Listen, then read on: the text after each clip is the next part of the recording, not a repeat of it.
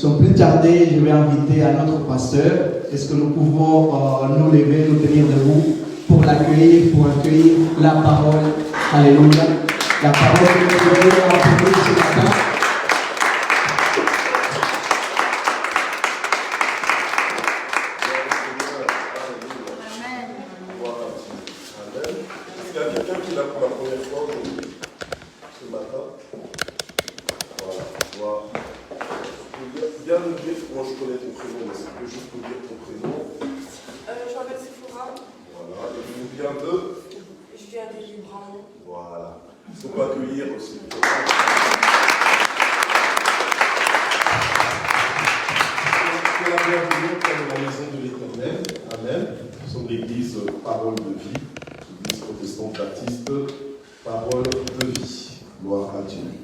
Nous allons prier pour la parole. Seigneur notre Dieu, nous voulons te remercier pour ce premier culte du mois d'avril. Et nous voulons commencer ce mois avec toi et le poursuivre avec toi et le terminer également avec toi. Nous prions Seigneur pour que ces paroles que tu nous adresses ce matin tombent à point nommé dans nos vies, que ces paroles nous interpellent, qu'elles nous nourrissent, qu'elles nous fortifient, qu'elles nous transforment pour ta gloire, au nom puissant de Jésus. Amen. Amen. Amen. On peut s'asseoir. Ce mois est sous la dédicace de l'humilité. Donc, disons que ce mois, c'est le mois de l'humilité. Amen. Donc, le Saint-Esprit va nous parler au travers de sa parole, mais sous le thème ou la perspective de l'humilité. Alléluia. Amen. Amen. Gloire à Dieu. Alors, si déjà tu commences à dire, moi, l'humilité, c'est pas pour moi, alors durant tout le mois, je peux m'absenter, là, c'est déjà que tu en as besoin. Alléluia. Amen. Ok. Amen. Alléluia. Amen. Amen. Voilà. Donc on est dans le mois de l'humilité. Alors, je vais rapidement définir l'humilité pour savoir de quoi on parle. Et ensuite, nous allons voir quelques dimensions dans lesquelles l'humilité seule peut nous permettre d'avoir accès. Amen. Quelques dimensions de la vie dans lesquelles seule l'humilité, si nous avons l'humilité, si nous marchons dans l'humilité, c'est alors que ça va nous donner en fait accès à de telles dimensions. Amen. Évidemment, si tu n'as pas envie de vivre une telle dimension, ben, voilà, tu restes comme tu es, d'accord? Que ce soit dans l'humilité, dans l'orgueil, voilà. Mais le Seigneur veut nous transformer, il veut qu'on soit transformé par sa parole, qu'on ne reste pas stationnaire ou qu'on ne reste pas indifférent à sa parole. C'est pour ça qu'il dit aujourd'hui, si tu entends sa voix, n'endurcis pas ton cœur. Alors l'humilité, c'est le sentiment de sa propre faiblesse, de sa propre insuffisance, qui pousse à réprimer tout mouvement d'orgueil. Donc qui pousse à rejeter tout mouvement d'orgueil. L'humilité, c'est la reconnaissance de ses limites, de ses capacités, en faisant preuve de modestie. L'humilité, c'est une qualité qui est complètement opposée au défaut qui est l'orgueil, au défaut qui est l'arrogance, la prétention ou la suffisance. L'humilité implique la simplicité, le respect, la modestie. Être humble, c'est se voir de façon réaliste, donc de façon juste, d'avoir une juste connaissance de soi-même. Ok? Quand tu es humble, tu n'as pas des regards hautains, des regards supérieurs, des regards qui méprisent les autres. L'humilité va conduire au renoncement à soi. Donc il ne s'agit pas que de toi, tout le temps de toi et tout ça, donc tu renonces à toi-même. En fait, l'humilité, c'est une attitude intérieure. Une attitude intérieure. Avant que ce soit une apparence ou une attitude extérieure, c'est d'abord une attitude intérieure. Une disposition d'esprit, une disposition du cœur, de l'âme devant Dieu et devant les hommes. D'abord devant Dieu, et ensuite devant les hommes. Ou plutôt, par conséquent, devant les hommes. Alors, l'humilité, ce n'est pas juste une apparence extérieure, parce que l'apparence d'humilité peut cacher un cœur orgueilleux. ou un cœur arrogant. L'humilité non plus, ce n'est pas la dévalorisation de soi. Quand tu dis, oh, je suis nul, oh, je suis bête, oh, je suis ceci, cela, non, ça n'a rien à voir avec l'humilité. Amen. Oh, je suis incapable, non, ça n'a rien à voir avec ça, c'est la dévalorisation de toi-même. Alléluia. Donc tu dois t'interdire d'aller dans ce genre de route, dans ce genre de direction. Il faut savoir te parler. Amen. Alléluia. Amen. Il faut savoir te parler. Une des conversations les plus importantes dans ta vie, c'est la conversation que tu as avec toi-même. Ok? Mais il faut que ce soit une bonne conversation pour que ce ne soit pas une conversation qui te fasse tomber dans l'orgueil. Te faire croire que, alors que non. Amen? Voilà. Donc, l'humilité, ce n'est pas non plus le fait de se déprécier. Ok? Le fait de se déprécier, donc tu n'apprécies pas, ça n'a rien à voir avec l'humilité. Et je dirais même plus que l'humilité, ce n'est pas le fait de s'ignorer. Ce n'est pas le fait de s'ignorer. S'ignorer, c'est-à-dire que tu ne sais pas que tu es extraordinaire. Tu ne sais pas que... Voilà. Donc les gens te trouvent extraordinaire, mais toi-même, tu ne sais pas que... Non, ça n'a rien à voir. Alléluia. Tu peux savoir que tu es extraordinaire, ou bien que tu es en bénédiction pour les gens, mais sans pour autant être dans l'orgueil. Mais tu es dans la modestie. Tu sais que c'est une grâce. Tu sais que c'est Dieu qui fait. Alléluia. Amen. Amen. Ce qui fait que tu ne t'attribues pas le mérite, tu restes humble. Ton cou ne change pas de taille. Ne se gonfle pas. Amen. Alléluia. Amen. Amen. Vous savez, des gens qui ont des coups même plus gros que leur tête. Donc on va dire carrément que c'est monstrueux. Je ne parle pas de physiquement. Mais imagine-toi déjà un truc qui est tête. Alors quand on dit en général les gens orgueilleux, on dit que tu as un gros cou. Ok? Alors la Bible ne recherche pas ce genre de... Enfin en tout cas Dieu ne recherche pas ni ne félicite pas ce genre de personnes. Donc c'est à nous de changer. Ok? Amen? Amen. C'est à nous de diminuer notre cou, notre taille de cou. Toi, tu veux diminuer ton ventre pour avoir des abdominaux et tout ça, mais c'est le cou que tu dois gérer d'abord. Amen? Enfin, je le dis, c'est un peu brutal, mais je le dis pour qu'on comprenne.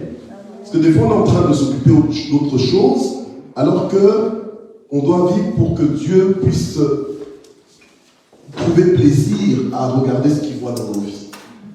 Alléluia. Donc, l'humilité, c'est une vertu. C'est une qualité qui est recherchée par Dieu. Amen. Une qualité qui est recherchée par Dieu, c'est un prérequis dans la vie en Christ. Ça veut dire quoi? Ça veut dire que tu dois avoir l'humilité pour vivre certaines dimensions dans la vie en Christ. Si tu n'as pas l'humilité, tu te prives de certaines dimensions dans la vie en Jésus, dans la vie du royaume. Alléluia. C'est donc pour ça que je dis que l'humilité, c'est une condition d'accès à plusieurs dimensions de vie en Christ. Alléluia. Amen. Une condition d'accès. Bon. Merci Seigneur que j'ai pu formuler ça comme ça. Pourquoi? Parce que ça va au moins t'aider, parce que je sais, tu as la mentalité de gagnant, tu aimes bien gagner. Donc c'est tout à fait normal. Tout le monde aime gagner. Qui n'aime pas gagner ici? Lève le doigt. Oh, il n'y a personne. Qui n'aime pas réussir ici? Lève le doigt. Oh, il n'y a personne. Alléluia. Amen. Amen. Tout le monde veut gagner, tout le monde veut évoluer, tout le monde veut réussir, tout le monde veut monter. Amen. Amen. C'est presque inné, c'est instinctif. Alléluia. Alors, l'humilité est justement un des moyens.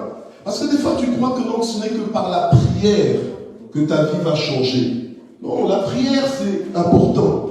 Mais même la prière, là, si elle se fait en dehors du cadre de l'humilité, ta prière, elle sera faite, mais elle ne sera pas répondue, elle ne sera pas exaucée. Alléluia. Tu diras, oui, j'ai prié. Ouais, tu as prié. Mais le ciel n'a pas réagi. Le ciel est resté fermé. Alléluia. Or, Dieu veut que l'on vive à ciel ouvert. Amen. Voilà, gloire au Seigneur.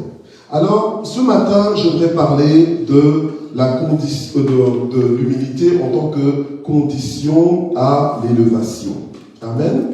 On va lire donc Matthieu 18 à partir du verset 3 et 4. Alors, en vérité, je vous le dis, si vous ne vous convertissez, pas si je vous convertis, mais si vous ne vous convertissez, donc si vous ne vous transformez pas, si vous ne changez pas, ok? Et si vous ne devenez pas, donc c'est à vous de devenir, c'est à vous de vous orienter, de vous déterminer à devenir comme, pas si vous ne devenez pas des petits enfants, mais si vous ne devenez pas comme, ok? Ou comme les petits enfants, eh bien, le Seigneur dit, vous n'entrerez point dans le royaume des cieux. Alléluia. Donc, en fait, non seulement vous n'y entrerez pas, mais vous n'allez pas le vivre. Alléluia. Or, souvenons-nous que le Seigneur a prévu que son Église obtienne les clés du royaume de Dieu pour pouvoir justement jouir de la vie du royaume. Ok?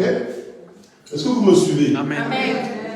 Alors, c'est comme ça que le Seigneur dit au verset 4, c'est pourquoi quiconque se rendra humble comme ce petit enfant sera le plus grand dans le royaume des cieux. Amen.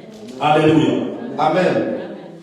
C'est vrai qu'on n'est pas en compétition les uns vis-à-vis des autres, mais ça nous dit quoi? Ça nous dit qu'il y a quand même une catégorisation, une classification dans le royaume des cieux. Alléluia. Amen. Amen. Alors on ne vient pas me dire on est tous pareils, tout ça. Non. Non. Alléluia. Dieu ne fait pas de favoritisme, c'est vrai, mais il y a une classification. Il y en a qui sont considérés comme les plus grands dans le royaume des cieux. Pourquoi? À cause de leur humilité. Le rapport qu'ils ont avec Dieu. Ils marchent humblement avec Dieu. Tu ne peux pas marcher humblement avec Dieu et être orgueilleux avec les hommes. Si tu marches humblement avec Dieu, d'office, tu seras humble avec les hommes. Amen. Amen. Alléluia. Amen. Par contre, si tu n'es pas tout à fait correct avec Dieu, déjà tu es un peu tu es encore dans tes histoires d'orgueil, eh bien, de toute façon, avec les hommes, ce sera même pire. Alléluia.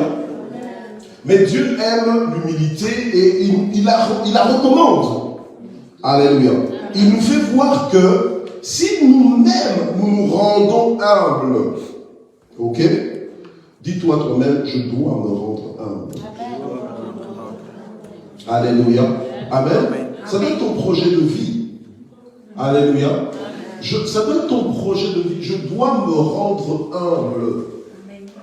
Et je viens de remarquer que même dans le monde dans lequel nous sommes, même dans le monde, quand je dis dans le monde, c'est-à-dire que même parmi les païens, vous me suivez? Amen. Même parmi les païens, l'humilité, plutôt la modestie, est appréciée. Yes. Alléluia. L'humilité est appréciée.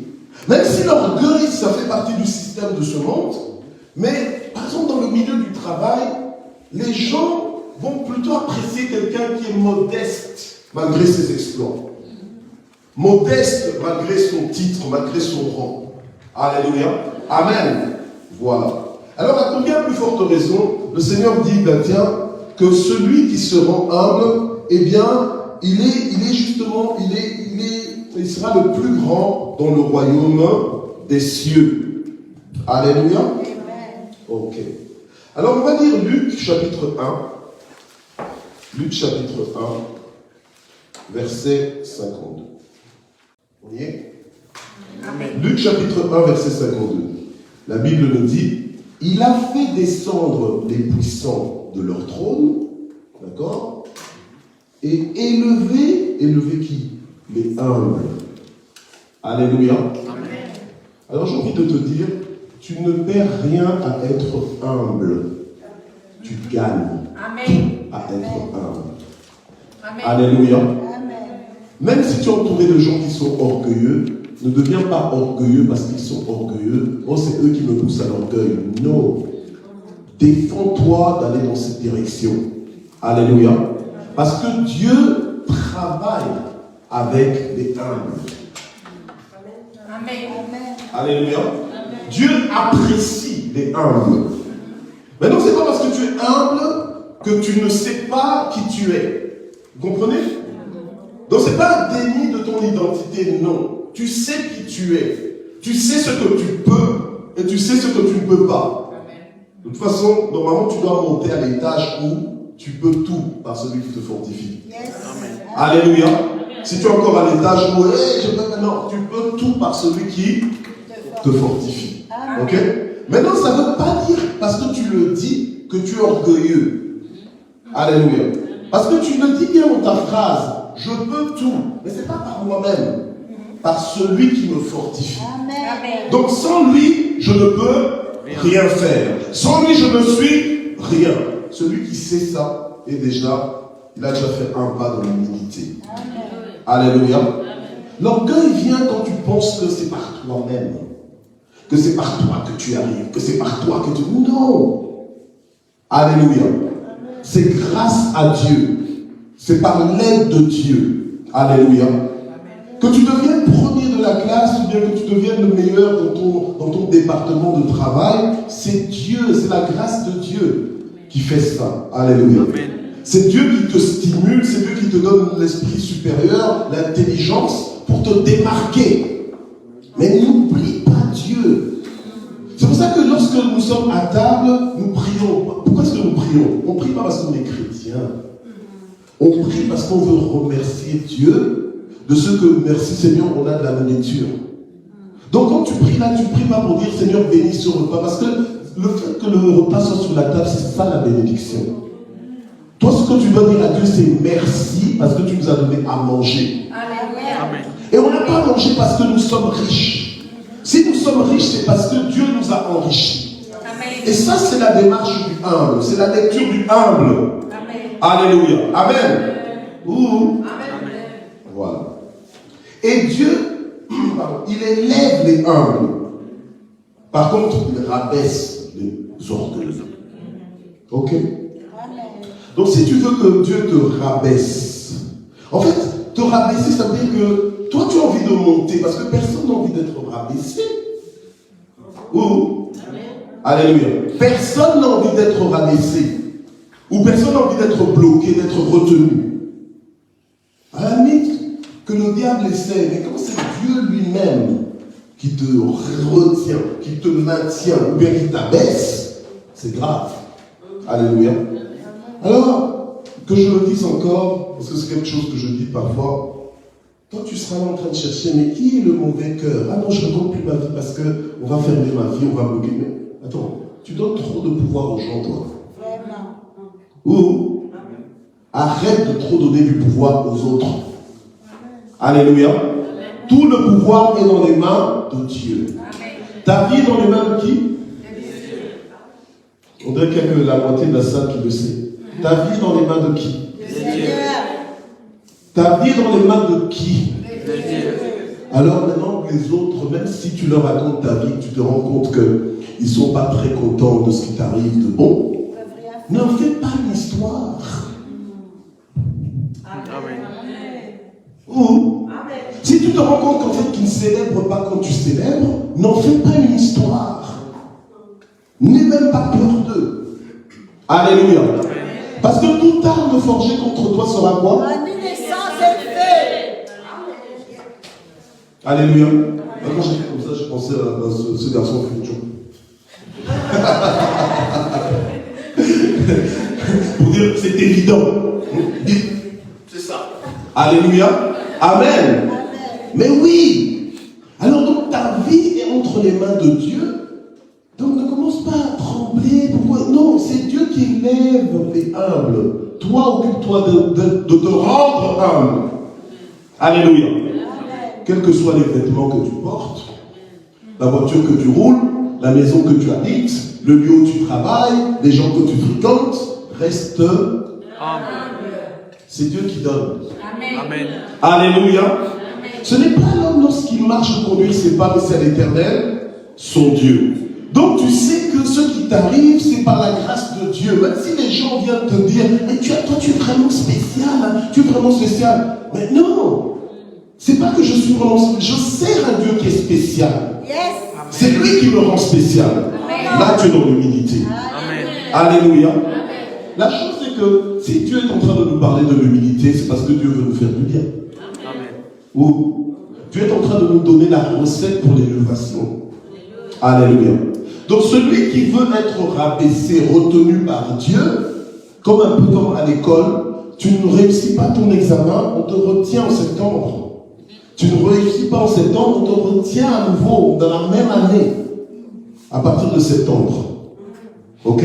Alors l'orgueil fait que tu te qualifies toi-même à ce que tu sois retenu, rabaissé par Dieu. Et après tu commences à chercher les sorciers de ta vie. Tu commences à chercher, mais qui est-ce qui est en train de me faire du tort? Qui est-ce qui est en train de vouloir me manger, comme on dit au Congo? Hein? Ou qu'est-ce qui veut me manger? Personne ne veut te manger. C'est nous au Congo, là, on meurt plus. La mort ne peut plus nous tuer. Quand tu meurs, c'est qu'il y a quelqu'un qui t'a mangé. Alléluia. Mais c'est pas normal. Alléluia. Ou voilà, nous on n'est pas comestibles. Même si la Bible nous dit que le diable rôde comme un lion rugissant, cherchant qui dévorer. Alléluia. Amen. Toi, tu sais que le diable rôde pour chercher à te dévorer, mais il ne t'aura pas. Amen. Alléluia. Amen. Parce que toi, tu as un berger. Alléluia. Amen. Et ton berger te rassure. Alléluia. Amen. Ou des fois, le sorcier de ta propre vie.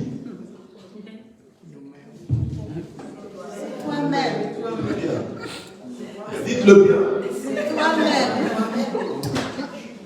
Voilà. Amen. Alors, quand tu te regardes dans le miroir, là, au lieu de tout le temps te dire, ah, je suis beau, je suis belle. Je refuse, je ne suis pas sorcière. Exactement. Donc tu dois dire, je ne serai en cette journée, je ne serai pas le sorcier de ma vie. En fait, tu te paramètres. Donc tu te décides que tu ne vas pas bloquer ta propre vie par toi-même. Tu vas faire en sorte que tu te positionnes pour que Dieu te soit favorable. Amen. Parce que c'est Dieu qui élève les humbles. Donc, je ne vais pas passer 1 heure à faire du contouring. Quoique. Ok. Hein? D'accord, là, je provoque un peu les personnes qui aiment bien faire le contouring, justement, nos dames et tout ça qui aiment bien faire le contouring. Tant mieux, mais le plus important, c'est de me mettre en position d'humilité pour que Dieu m'élève. Alléluia. Alléluia. Et je refuse de m'encombrer avec de l'orgueil. Alléluia. Ou parce qu'en fait, Dieu ne regarde pas l'apparence. D'accord? Dieu regarde ton cœur. Amen. C'est ton cœur qui l'attire ou bien c'est ton cœur qui le repousse. Alléluia. Ok? Voilà. Alors Dieu dit qu'il élève les humbles. On va lire Proverbe 29, verset 23. Vous êtes toujours là ou vous êtes déjà reparti? Okay. Parce que, vous savez, les médecins ont compris, hein, quand ils opèrent quelqu'un, il lui faut une anesthésie, soit locale ou bien générale, parce que s'il l'opère sans anesthésie, la personne peut décider de la fin de l'opération à n'importe quel moment. Proverbe 29. C'est comme moi, je suis un patient terrible, hein? Surtout chez le dentiste. Je me souviens un jour, j'étais chez le dentiste et puis je n'avais pas trop l'habitude de ce dentiste-là, il avait une certaine méthode. Quand à un moment donné, il a commencé à me faire. Je me suis dit, non, j'ai cru que j'allais mourir, je me suis retrouvé en C'était terrible. Alors le dentiste, pardon? Alors le dentiste il dit, ah mais non monsieur, ah mais non, mais dans ces conditions, je ne peux pas me soigner. J'ai dû faire un travail en moi. Oh là là, Seigneur. Alors du coup, quand je sais que je dois aller chez le dentiste, il faut que je me prépare d'avance. Que je dorme bien. Que je dorme bien, que je prie bien, pour que quand j'irai, c'est bizarre, hein. Je peux aller ailleurs, ça va. Mais chez le dentiste, oulala, compliqué. En plus, ce dentiste-là, c'est quand même un copain. Donc, quand j'arrive dans son bureau, il attend que moi pour raconter des histoires, quoi. Alors, moi, je dis, chut, travaille. Parce que, allez, il me raconte des histoires qui vont me faire rire, alors que moi, j'ai toutes sortes de... J'aime pas aller chez le dentiste.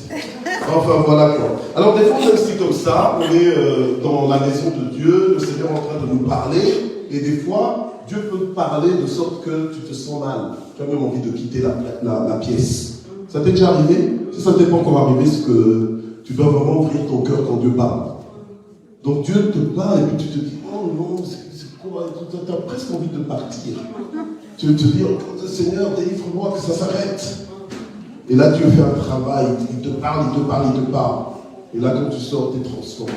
Amen. Alléluia. Oui, parce que si tu vas à chaque fois à l'église et que tu es à l'aise, on prêche la parole, tu es à l'aise, on peut dire des choses, tu es toujours à l'aise, c'est pas normal. Alléluia. Ou il faut à un moment donné que tu te sentes concerné, que tu te sentes même visé. Tu dis, tiens, pasteur, tu m'en veux ou quoi? Ben non, je t'en veux pas. Je ne sais même pas que tu étais là. Alléluia. Amen. Ok. Proverbe 29, verset 23. L'orgueil d'un homme le conduit à l'humiliation. Ok? C'est pas le diable qui le conduit à l'humiliation. Ce n'est pas Dieu non plus qui le conduit à l'humiliation. Mais c'est l'orgueil de cet homme-là. Ok? Ou? Amen. Alors, regarde un peu à ta vie. Est-ce que tu vois l'orgueil?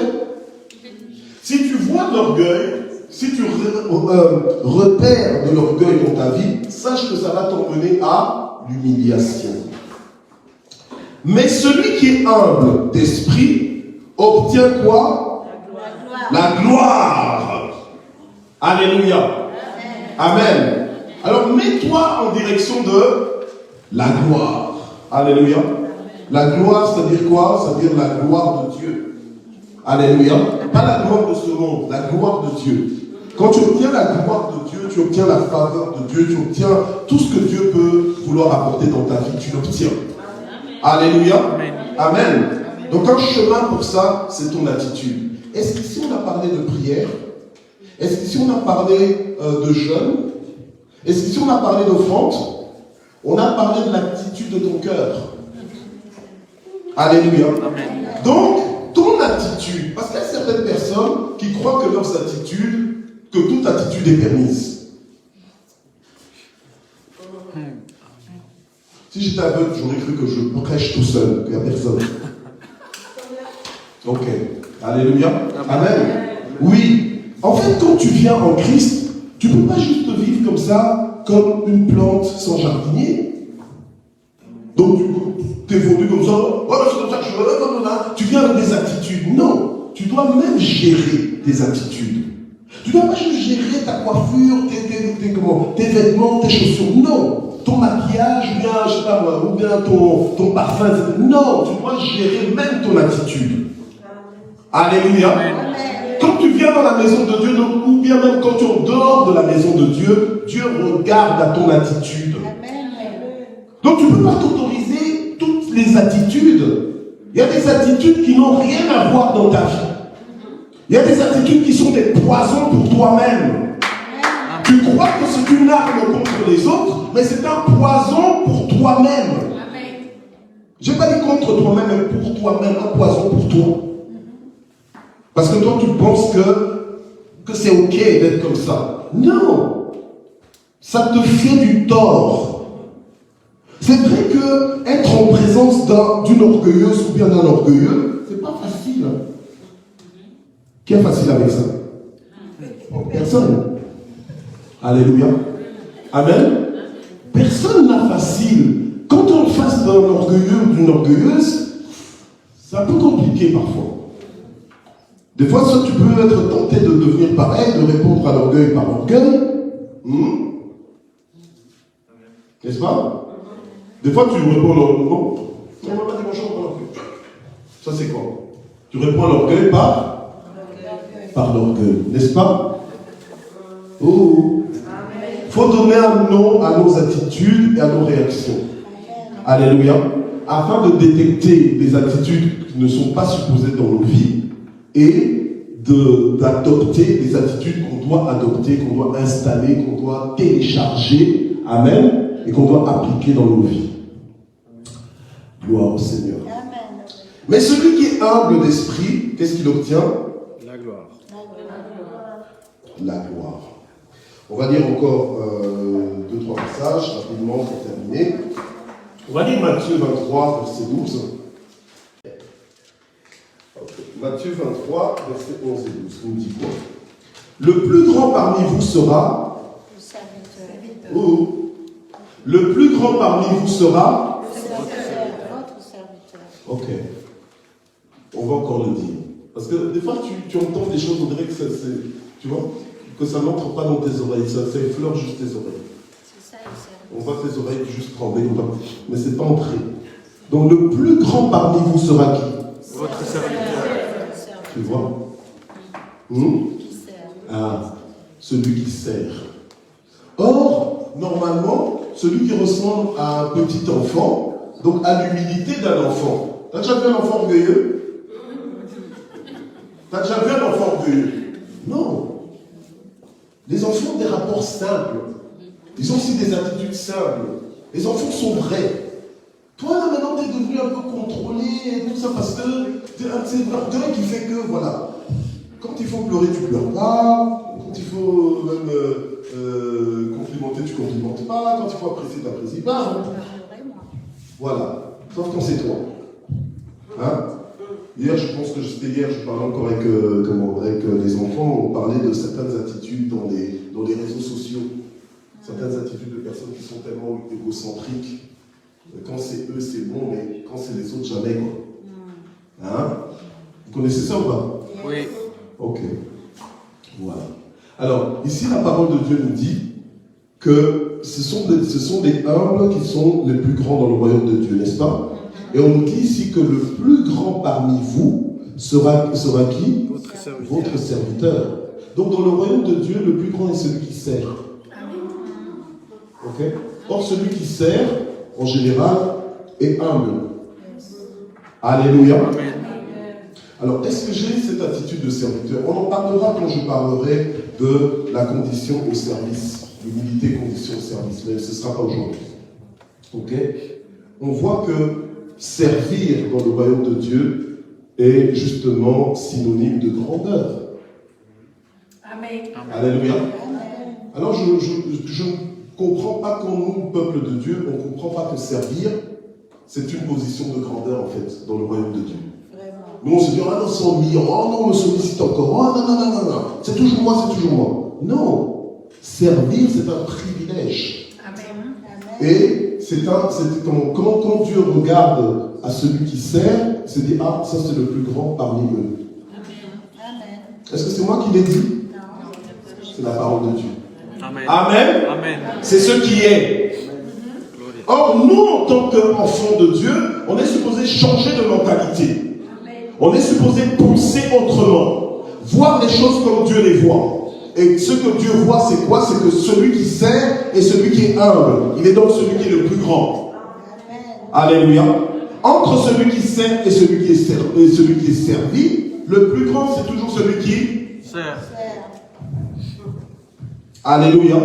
Maintenant, toi, ton problème, c'est ne pas te comparer avec les autres, ou bien tu viens, tu sers, par exemple, je sers mon épouse, et parce que je la sers, je lui sers le verre, voilà, pendant que je suis en train de servir le verre, alors je dis, c'est moi le plus grand. Ça, c'est de l'arrogance.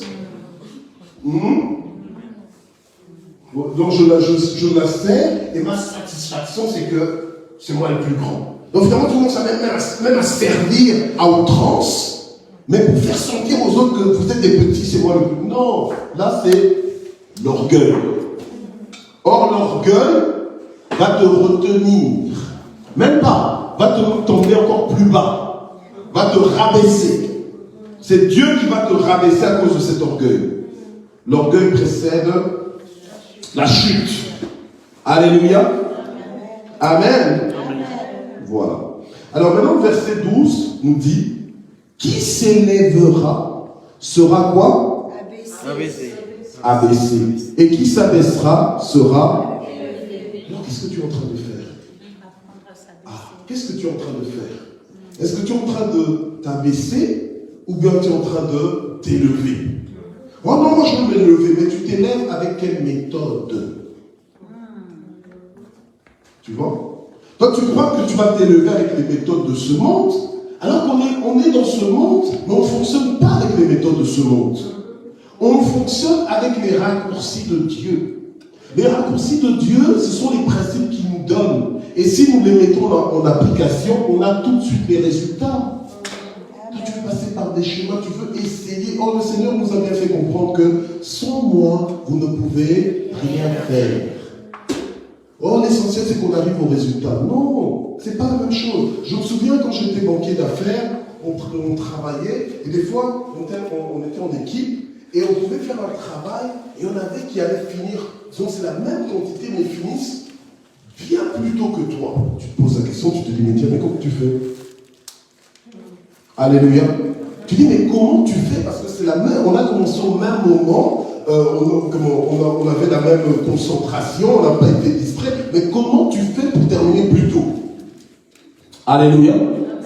Et c'est là que la personne va t'expliquer comment ce qu'elle fait, etc., etc. Donc, toi, des fois, tu vas arriver là, mais il y a d'autres gens qui sont déjà arrivés là, qui fonctionnent déjà seulement. Mais il faut poser la question, mais comment tu fais? Alléluia.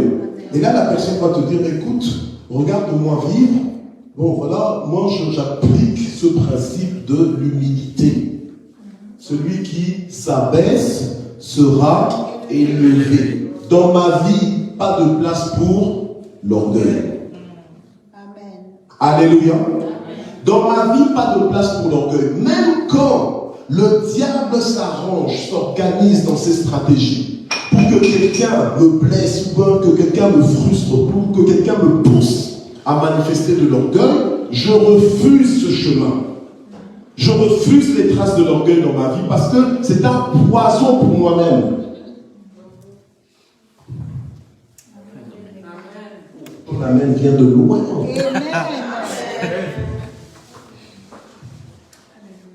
Non, ton amen, André, est combattu par l'orgueil. Alors, attends, fais-toi vivre.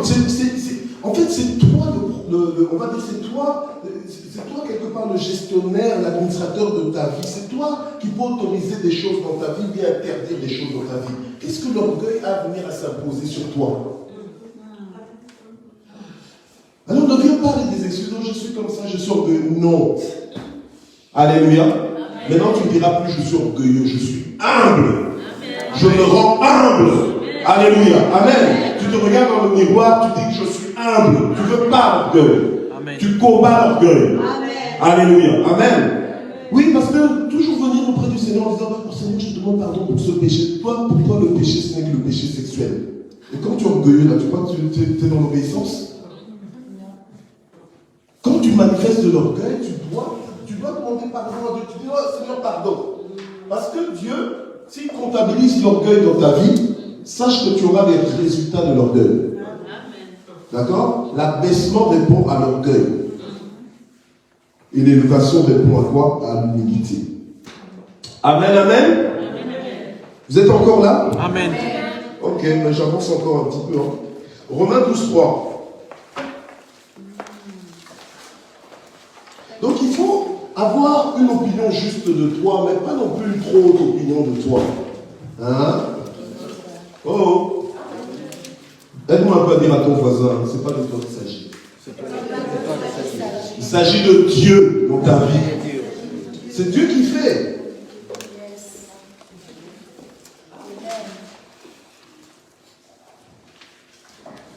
Voilà. Romains 12, verset 3.